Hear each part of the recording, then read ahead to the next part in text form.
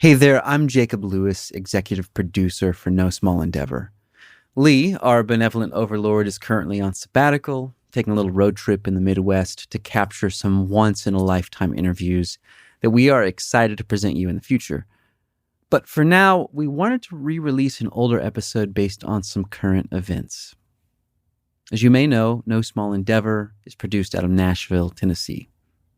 This past week, the world watched as two young black lawmakers were expelled from the Tennessee House of Representatives for breaching decorum, to protest gun violence and ask for action be taken in regard to gun legislation. This took place a week after a deadly mass shooting at the Covenant School in Nashville, one that many involved in the show were deeply affected by. One of the two men expelled from the House was Justin Jones, representing District 52 here in Nashville. And if you haven't seen the tape of this, I recommend watching the debate and vote that took place and see just how Justin handled himself. Now, maybe you've been following Justin a long time, or maybe the name just popped up in a recent headline in your feed. Either way, we wanted to rebroadcast this episode from a live interview Lee did with Justin in the fall of last year. We think it provides nice background to the man in the headlines. Also, just a note that this episode came out before the rebrand to No Small Endeavor when the show was called Tokens. Here we go. This is Tokens. I'm Lee Seacamp. As you know, we seek to honor justice seekers, truth tellers, and courageous agents of mercy on the show. And I'm always especially moved by those who seek to tell the truth and bear witness to justice along a path that seems quite challenging, with patience, nonviolence, and at great personal cost to themselves.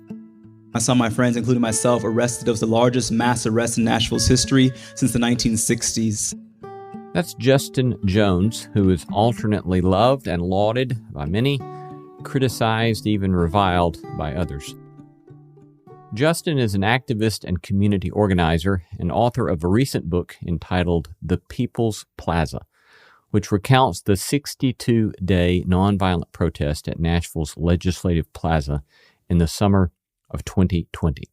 Like John Lewis and Martin Luther King Jr. before him, Jones envisions his work of public dissent as arising not in spite of, but because of his faith. The way to right wrongs is to shine the light of truth upon them. And that's what the act of protest does. That's what moral dissent does. It shines light in the darkness. Today, an episode taped live at The Well on Music Row here in Nashville, in which Justin shares his thoughts on doing justice in the face of great resistance. A great manner of beautiful stories and courageous community from those 62 days of protest. All this coming right up. No Small Endeavor is supported by Lipscomb University, located in Nashville, Tennessee. Students at Lipscomb join a welcoming community that shines the light of Christ to magnify the best in each person. A refining academic experience enriched by spiritual and vocational formation prepares students for a life of purpose. You can learn more about Lipscomb and even schedule a visit at lipscomb.edu.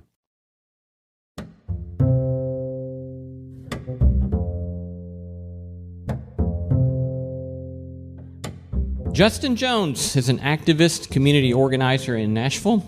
He came to Nashville in 2013 to come to Fisk University as a student, where he received the John R. Lewis Scholarship for Social Activism. He served as a Methodist and Baptist minister, is currently a Divinity School student, and is the author of a brand new book, hot off the press, The People's Plaza, 62 Days of Nonviolent Resistance. Please welcome Justin Jones.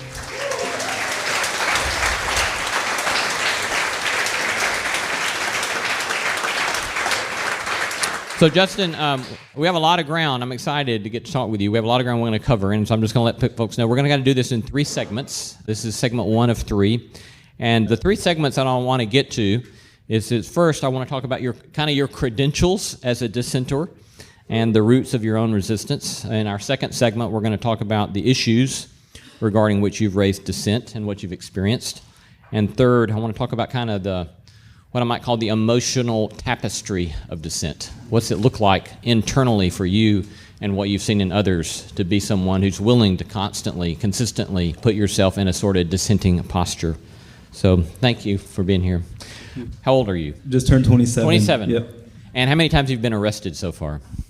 Over 14 times now in social dissent and in moral witness to some of the extreme legislation that we've been challenging at the state level. And you, I think even for a while, you were banned from the grounds of the Tennessee State Capitol. Is that right? I was, yes. That is correct. Yeah. So Yes. But I like to tell people that I can say this now is that I went from the jailhouse to the state house because in January, next time the troopers escort me on the Capitol, it won't be to jail, it'll be to my office as state representative of District 52.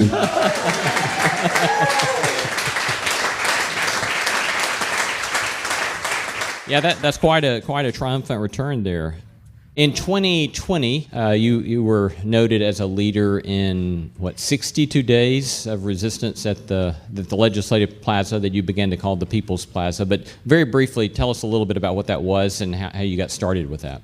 The People's Plaza was a response to what we were witnessing that summer with racial injustice. It was a moral response to say that we are going to reclaim public space outside the symbol of state power and violence to draw attention to the need for urgent and sustained action. And so we know that we couldn't just protest and go home, but we knew that this crisis of police brutality and racial injustice required a sustained response.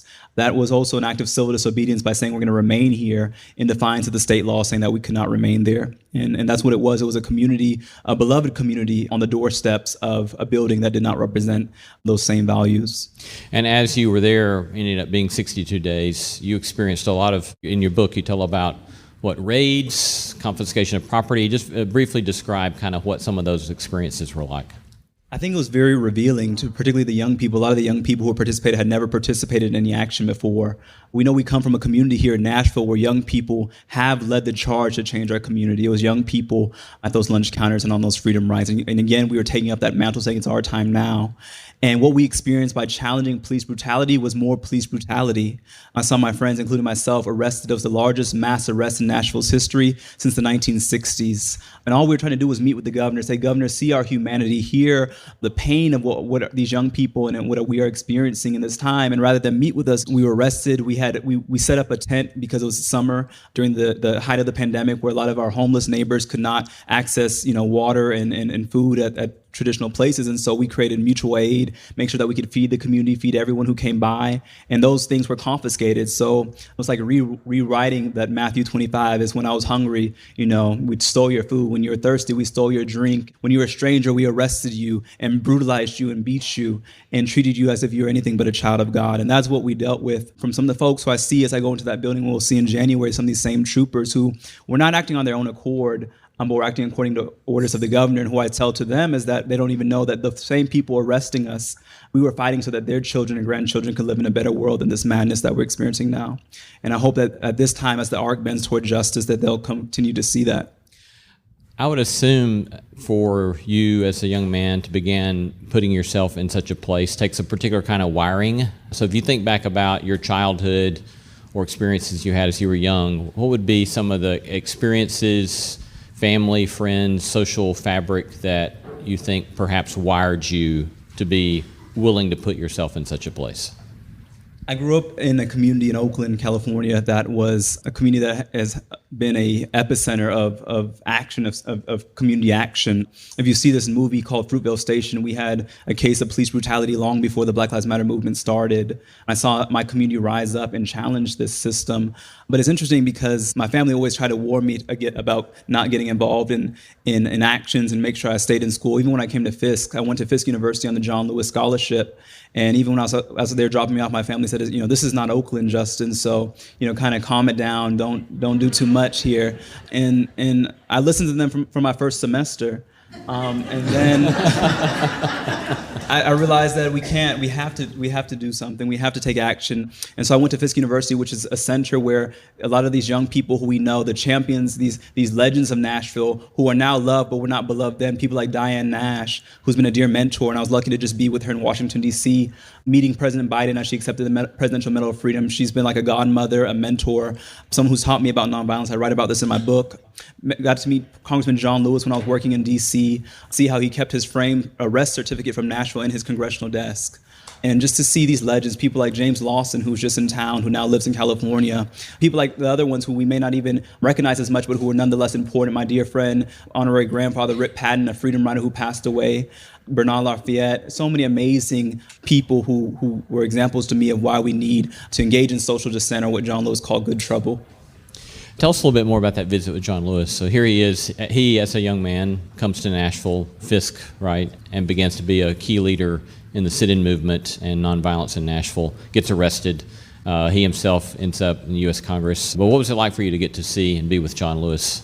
It was a humbling experience. I remember I waited outside his office. I was working in D.C. for another office, and I just came over and said I was a Fiskite, and they told me to wait, and we'll see if the congressman has time to meet you. And I waited for a few minutes, maybe 30 minutes, and then here comes John Lewis. This is in 2016, before this change of administration, and it was during the time right before he started leading a sit-in on the floor of Congress that summer, calling for gun legislation. And it was just me, but he spent an hour explaining every photograph on that wall, saying, do you know this is C.T. Vivian over here? This is Andrew Young, and explaining each photo. And his office, if you ever saw his office, was covered in photos of the movement, and it just was a sacred space. And he said, come over here, you'll appreciate this. I told him some of the work I was doing at Fisk, and he opened his desk and took out this framed copy of his arrest certificate from Nashville. And he was someone who was arrested multiple times, dozens of times, and continued to get arrested even as a congressman. And so I saw somebody who embodied a divine love of God, of the ancestors of our community, who never gave up, and who, if you haven't had a chance to read his last letter that was published posthumously to the Black Lives Matter movement after he passed away, I think that is really something that will speak to us as a prophetic message in this time. And I hope that we heed Congressman Lewis's words in such a time as this. How do you think about framing dissent theologically? What sorts of theological categories, narratives are key to you in thinking about dissent as a key human practice? I think dissent is a calling of our faith. Is that for me, all of my activism has been connected to my faith, which is both Christian faith, but I'm also connected to my indigenous, on my mom's side, my indigenous, which is a group in the Philippines, to our spirituality and cosmology. And so I think that it's important for us to pay attention that there's something higher than the laws that come from that building that I'll be working in January, that if they pass these unjust laws, that we have a moral mandate to do things that we read throughout the Bible, whether it was Shiphrah, Puah refusing to obey Pharaoh's edict to turn over the babies, whether it was Shadrach, Meshach, and Abednego saying we will not bow down to your statue, whether it was Jesus who we love now and claim that he's this kumbaya figure, but who was seen as disorderly at times and as threatening to the powers that be.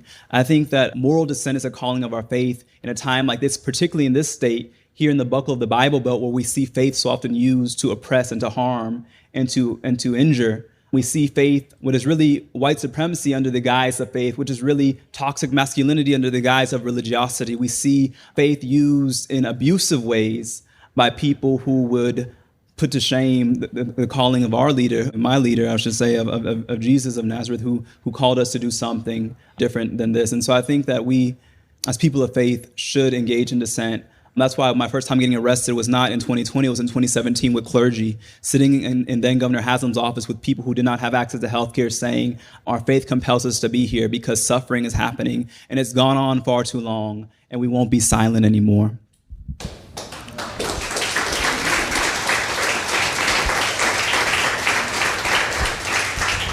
Talk to us as well about how you think about framing nonviolence as part and parcel of dissent.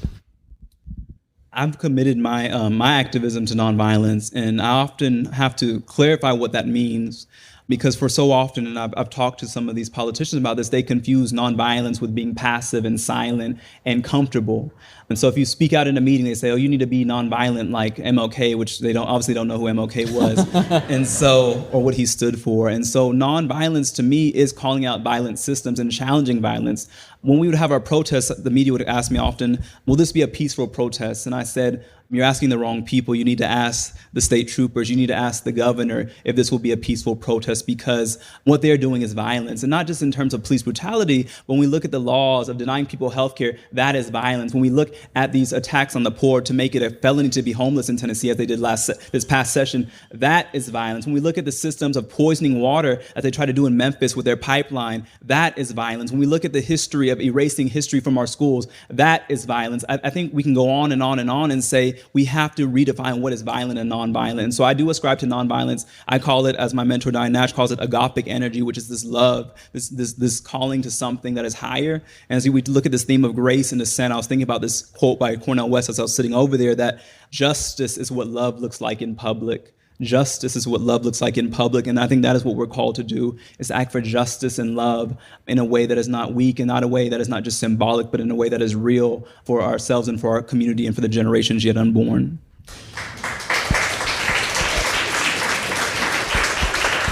You tell the story about at one point when you'd been arrested, I think it was a state trooper said something to you about, I hear you like to pray. Have you not read that part about obey the authorities?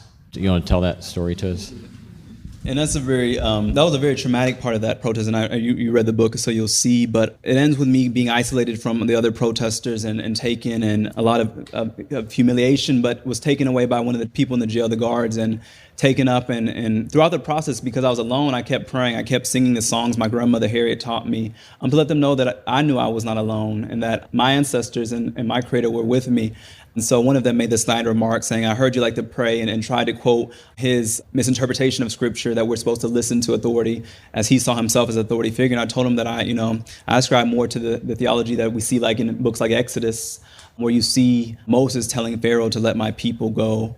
You see this non-cooperation with injustice. You see a God who has a preferential option for the oppressed. You see systems that are meant to keep people locked in. You see that Red Sea part. And so that is what I was referencing in that time. And I think, that is just a reference and a pointing to this misinterpretation of theology that's often used to silence people of colors, to silence women, to silence those who are marginalized, to get into your place.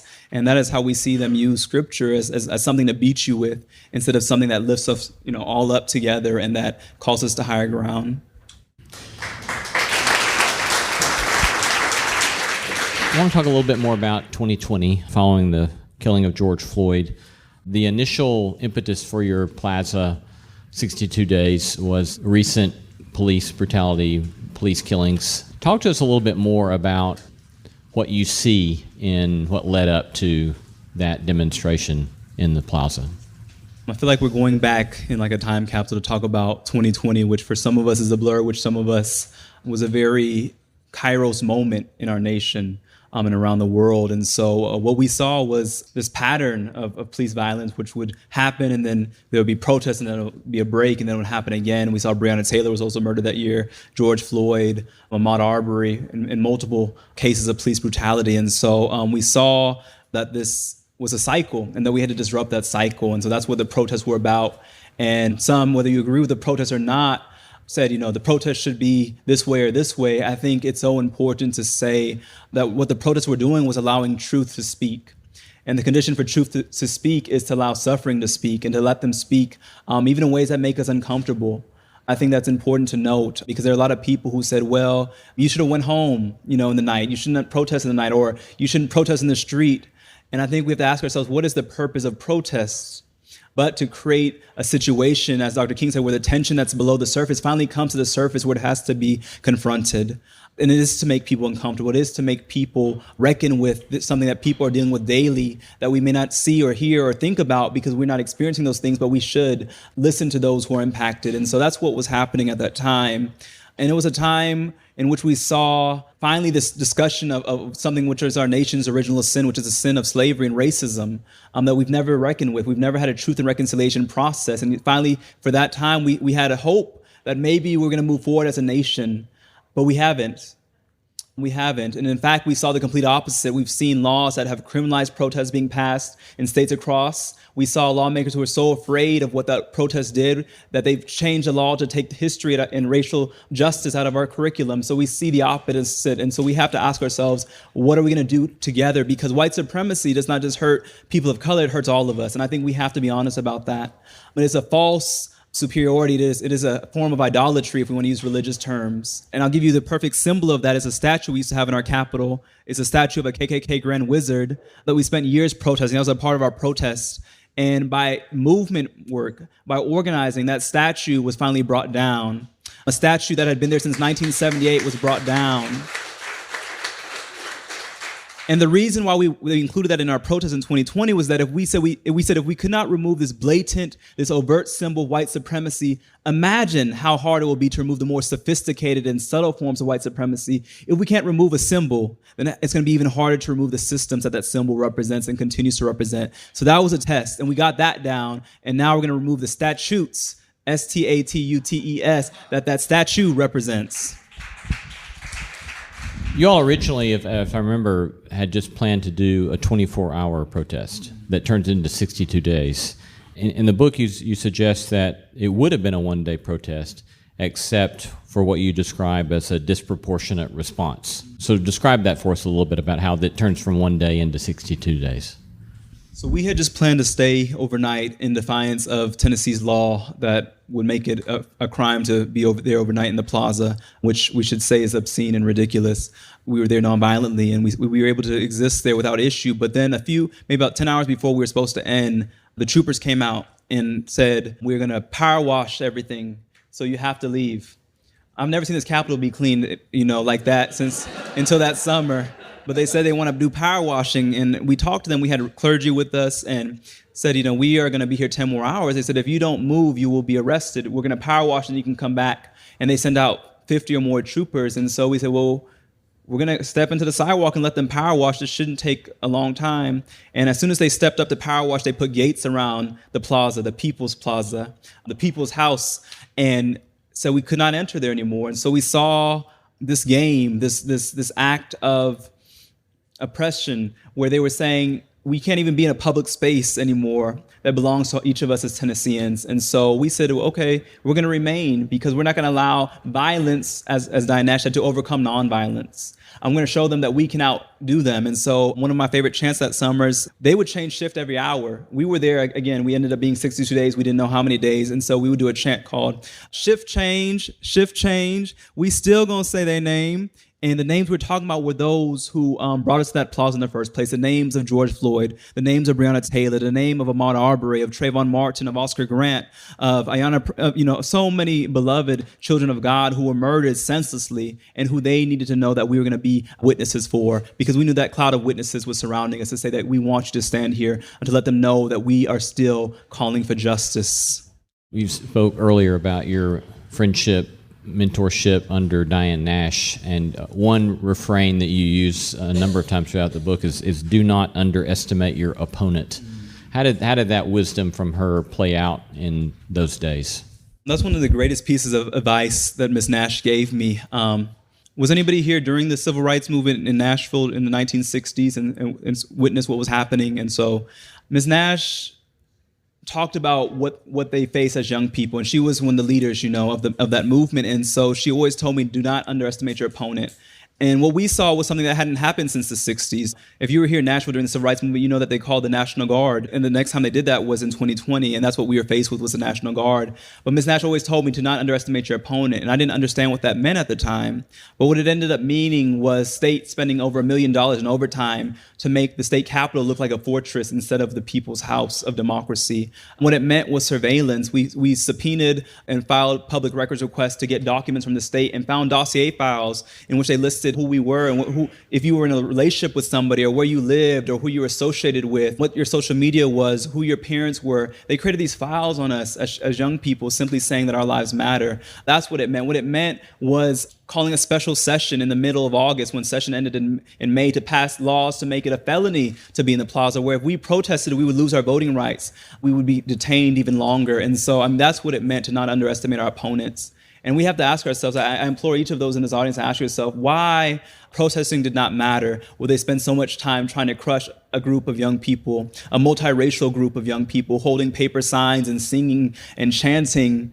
Why would they deploy military against them? Why would they deploy these special laws to target them? It's because our moral dissent has a purpose, and it has a purpose to shine light in dark places. Ida B. Wells, who we actually named the plaza after, it's Ida B. Wells Plaza, she said, the way to right wrongs is to shine the light of truth upon them. And that's what the act of protest does. That's what moral dissent does. It shines light in the darkness, which is why when we first led our first protest, when they called the National Guard, I led a group of clergy to go confront the guards in our clerical attire to say, we're going to stand face to face and let them see. And we start singing, this little light of mine, I'm gonna let it shine, oh, this little light of mine. I'm gonna let it at the people's house, this little light of mine. In the governor's office, I'm gonna let it shine, let it shine, let it shine, let it shine. I broke my rule. I only sing at protests, so. But even singing, don't trust a movement that doesn't have music. I'll just tell you that, because music is what sustained us. If you think about what would these young people be doing for 62 days in the Plaza, it was making songs, it was making art, it was making creativity in the midst of violence and harm, using ways of trying to create a space of healing and hope. And so music is what sustained us. And music also to protest, we always sang at protests because when you sing, it reminds you that you're not alone. And so when they would arrest us, we would sing This Little Light of Mine. Imagine all your friends singing This Little Light of Mine. When they took us off one by one, it reminded us that we were not alone. And not just with those who we could see, but we knew that people like Fannie Lou Hamer, people like MLK and Rosa Parks, everyone were singing with us saying, "We keep going because it's your time now."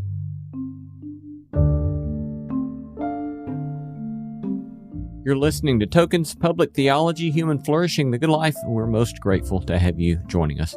If you've not yet done so, subscribe today to the Tokens podcast on Apple, Spotify, Stitcher, CastBox, or wherever you get your favorite podcasts. We do love hearing from you and are always pleased to hear some of the things you'd like to hear more about. You can email us at podcast@tokensshow.com. Also, remember, you can sign up for our email list or find out how to join us for a live event, all at tokensshow.com. We'd love for you to come see us here live in Nashville. This is our interview with Justin Jones. Coming up, we'll hear more from Justin about how nonviolent protest might instill courage, justice, and hope in the places they are needed most. Part 2 in just a moment.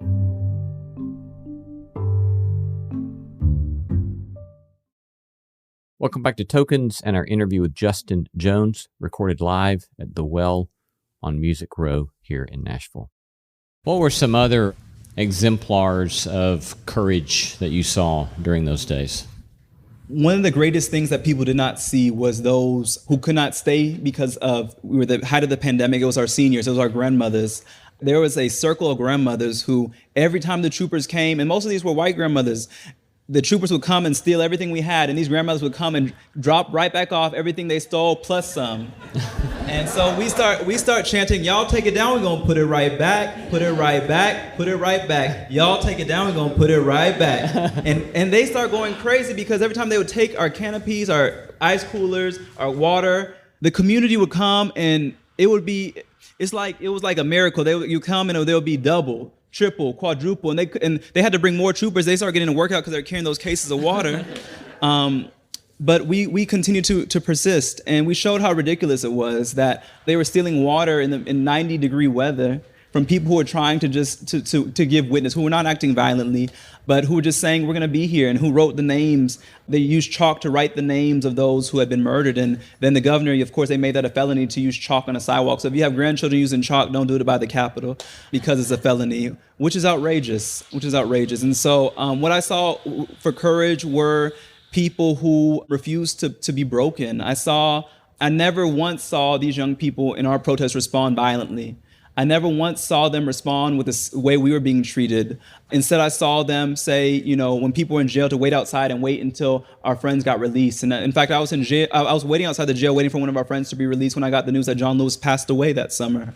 And July 17th, we know that morning C.T. Vivian passed away, and then we lost in the evening John Lewis.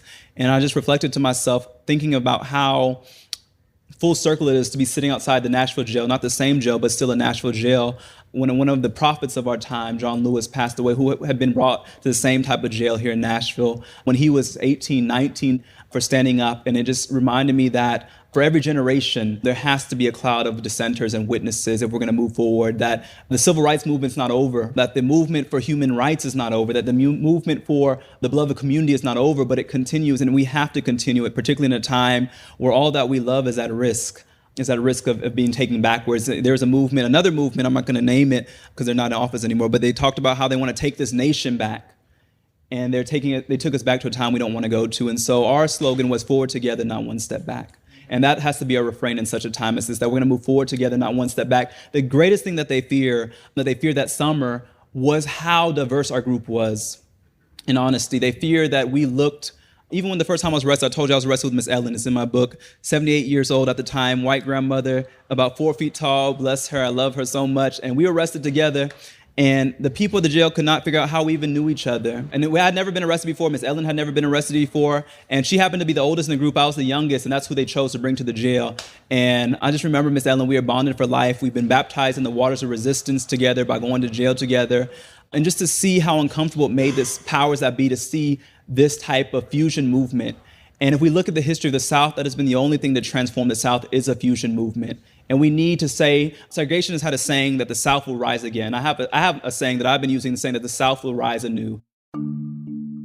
We have to build a new South because this is the heartbeat of the nation, and that we can do something here that will redeem, hopefully, the soul of this nation in such a time as this.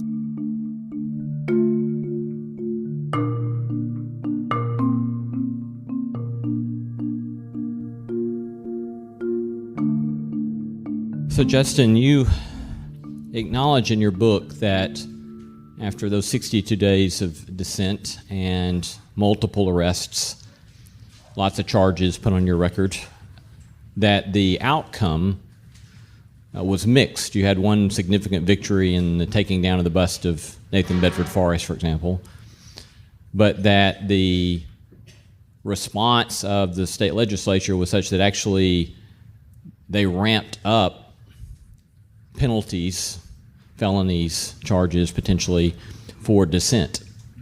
And so when you think about those 62 days, how do you frame psychologically for yourself? We had a mixed record. There were ways in which it worked and ways in which it doesn't work. How do you think about that? What do you do with that in your mind, and how did you process what you had just been through in the weeks, month after you had that experience? Thank you for taking this topic on, Lee. I think processing it in community, what we experienced was a mixed review from the state, but what we were doing, that was not our audience. And I think that's something important to note, is that in time like this, we often confuse our audience as being those, quote unquote, in power. But really, our audience were those who are growing up right now and those who will inherit this world from us. Is that on our watch, when it was our time, we can say that we did all that we could to make this community a little bit more just, a little bit more rights, that in the midst of madness that we tried to bring some love, something more humane than what we saw that summer and continue to see. And so I think that there's a victory that so many of these young people have committed themselves to the struggle for the long term. But in terms of, I don't know if we're going to get into this part, but just the impact, I don't want to minimize the impact of what that did. And I was very open about this in my book, and it took a lot of thinking, because I said, do I want to show those who tried so hard to crush us that they actually did get to me sometimes, that it takes a toll on your mental health and on your well-being. That summer I lost so much weight because I could not eat, from anxiety, from you did not know your body's in constant state of flight or fight. And so what does that do to your physiology and to your psyche? They're using war tactics. They would come at night and shine lights and form circles to charge you. It was almost like war, and yet we remain committed to what we were there for. And so it takes a toll, and I think that is something important to note, is that in justice work, in social dissent work, in good trouble work, there also has to be a process of healing, a process of reckoning with the toll that this takes. Because even during the movement, the civil rights movement, I don't think we talk about the toll that this took on our elders, who endured nights of bomb threats and days in jail cells. Here in Nashville, we had the bombing of Z. Alexander Luby's house, of Hattie Cotton Elementary, of the Jewish synagogue. This is not something to take lightly, and neither was that summer. And so it takes a toll, and I don't want to minimize that, because I think it showed that we were even stronger than those who came with guns and riot shields, that we had a strength that I did not comprehend at the time. It was a strength to keep showing up despite dealing with these things and these trials and these personal struggles. We kept showing up, and that is the strength of our generation, I think. What was your experience like, to whatever degree you want to share, with dealing with mental health issues after that summer in particular? I think the honest thing is that, that it required some time to pull away, and it required some time to process. Because even writing that book, I did not realize some of the things that we dealt with until I wrote that book, and realized that what they did to us was not normal. It was not right. It was abuse. It was violence. It was sexual assault. All these types of things that we dealt with in violation. When you're in the midst of it, you don't realize what's going on until you in writing that, it took a long time. And I talked about this. I talked about how it was hard to write some of these things because it became real. And so I think what it did for me was to recognize is that, number one, is that we make people out in our history, we make people who do this work into almost beyond human, or we don't treat, and we forget that there's humanity. When I wrote this on social media, I had so many young people reach out to me who said, number one, thank you for sharing the impact that this took on you and being honest and transparent. And also, we're dealing with these things. I think so often in our society, we deal with these emotional trials. We're taught to pray it away. If you're in a religious context, we're taught to just, it'll get better. But I want to say, maybe someone here, someone who will listen to this when this airs, is that that's not it. I think that you have to address these things because we want people to sustain in this work. And I saw so many of my friends. I've seen people who've taken their lives. I've seen people who've burnt out and who are done with the work. And I think if we're going to really transform this, is that we have to sustain ourselves. That's the only way that we win. We have to endure. We have to outlast our oppressors, and we have to be honest. And that this work cannot be done in silos. Is that we have to look at community. And so each of you here in this audience are a part of my community now. And I think that's why I'm being vulnerable to share this, because we have to be honest. We have to be accountable. We have to lift up each other, lean on each other, and say that we're not going to do this alone, that there is no Messiah who will come save us. There is not one person, but it's a movement. And that we is the most powerful word in the social justice vocabulary, that we will do this together.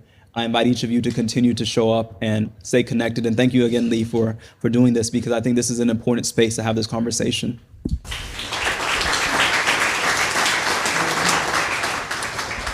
You tell about after the summer was over, you went back home, and one of the moving moments in your story about going back home was your visit with your grandmother. Would you just share that with us to close this out tonight? Definitely. After the summer, I drove from here to California, and the first person, of course, I saw was my grandmother. And if anybody knows me, my book is dedicated, and I would say my life is a large testament to my grandmothers, both of them. Grandma Harriet, whose family fled Jim Crow segregation and moved to Chicago, then to California, and my Lola, Lola Tessie, who came from the Philippines and whose family are Ibanag, are indigenous people there. And it was my Lola who I got to her house and just tired from the journey and had, unburdened myself of all the bags I brought, my dog. And my Lola, took my hand and said, come here to her room. And she wanted to show me something. And she showed me where she had set up a candle for each of those 62 days and said that each night you were out there, I was praying for you. Each night that you're out there, you were not alone. I was here with you. And I think that is so important, is that love, we look at grace, we look at love in the social dissent work. It reminded me that was such a sustaining force. And it really did protect me, because so many of the forces that we're up against, I'll tell you how God or how the universe or how things work, is that all my charges have been dropped. And as I said, I'll be a state representative in the same building they tried so hard to keep us out of. The speaker who got me banned from the Capitol, who tried to frame me, was just arrested a few weeks ago, Speaker Cassida, for wire fraud. The statue we tried to remove has been brought down. There is something happening. And it is something that my grandmother's taught me, is that if you do something with a good heart, a good mind, that you may not see it immediately, but there is something more just in this world. And I implore us to remember that my story is not a story of hopelessness or cynicism, that I do believe that there's something better coming, and that can come if we continue to work together. And it comes from people like my grandmother, who said that, whose family had to leave Tennessee. My family came from Memphis on my dad's side, fleeing Jim Crow, and now their great-grandchild is my great-grandmother Harriet. Her great-grandson will be the first black representative in my district, in District 52. I think that there's a testimony in that we come back and that we triumph over our trauma. That this is my testimony, is that there is something better coming, but it's going to take each of us. And it'll take people who you may never expect to be in the movement, because all the people I've met in this movement, some of the most unlikely people will come, but all are welcome. And I hope that each find grace to be invited in. And even if I've met people who said that, they were on the wrong side, I said, well, you're still welcome in if you're willing to join us now. Last session, they tried to pass a bill to make it legal to run over protesters. I think we talked about this. And I went to the sponsor of the bill, Senator Rose, and I said, Senator Rose, is this the legacy you want to leave for your granddaughter who's been in this Capitol? Is this what you want to be proud of? And we were able to get him to pull that bill by calling him to higher ground. It may not happen every time, but there are stories. And I believe that this hope, this grace that we have, this social dissent to say that we are not attacking people, but systems of injustice, that we can, it wasn't against the officers individually, but it was about the system of policing, the system of white supremacy, the system of state violence that is harming us, each of us in the state. And so it is an invitation to go out, even from comfortable places like Nashville, to go to these rural counties and build relationships with folks and let them know that we're standing together, because this is not about left or right. But when we come to talk about social dissent, moral dissent, it's about right or wrong. And there is a difference. Please show your thanks for Justin Jones.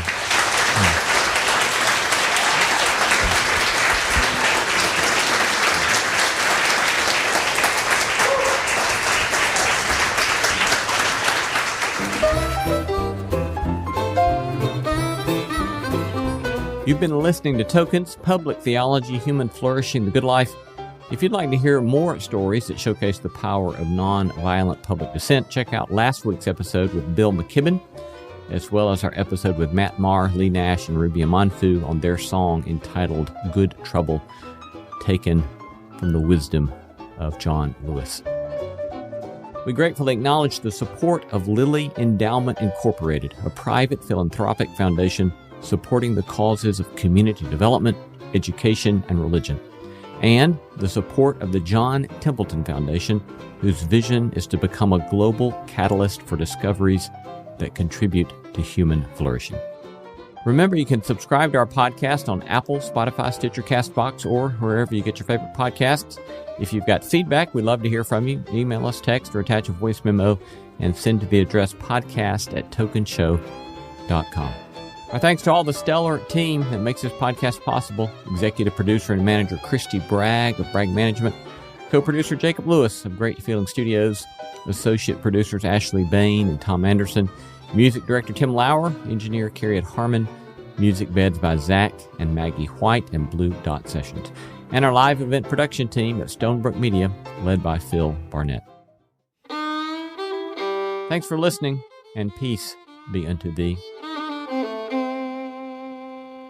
The Tokens Podcast is a production of Tokens Media, LLC, and Great Feeling Studios.